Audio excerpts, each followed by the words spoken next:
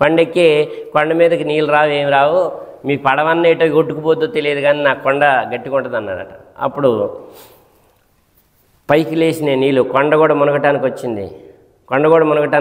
ఒక అలొచ్చి అలా కొండను కొట్టగానే మొత్తం ఆడ నుంచి వచ్చి పడవ దగ్గర పడ్డాడు. నా కొడుకు అని చెప్పి చేతులు ఎత్తాడట. ఎవరు? నోహా గారు.